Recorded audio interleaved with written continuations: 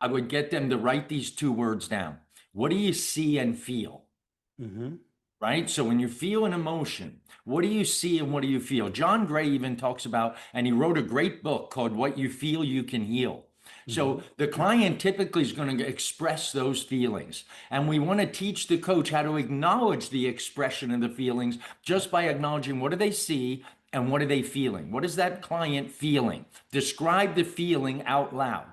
Do you see what I mean? So that's very Mm-hmm. different than trying to give advice or what they could do to get out of that feeling or to change, in their head to change. A lot of people deflect or distract, you know what I mean, to get them out of that feeling. We don't want to do that. We actually want to express what do I see and what is that client feeling in words to articulate the feeling. And that puts your brain not into solve mode, but Yeah. into empathy mode. Yeah.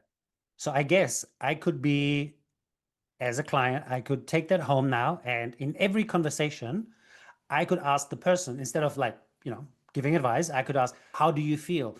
Or what do you see? Is Exactly. that? And then I want to acknowledge that. Oh, I understand why you would Mm. feel unappreciated or how you would feel, that upset about that. I get it. So you have to acknowledge that first. We always go into solve mode, especially when you do that as a job, you do it as a career. So you're Yeah. trying to solve the problem. No, we want to stay in it. We want to show that empathy. And Hmm. that's where the human connection really happens. It Wow. is such a critical part, and it Yeah. can be taught, takes a little bit of time to start focusing on what do they see and what do they feel. And it Yes. makes sense, right? It makes sense. They feel heard. You connect Mm, with them. You find out more. You go deeper. Beautiful. exactly. Let's move on to the second trait, gender intelligence.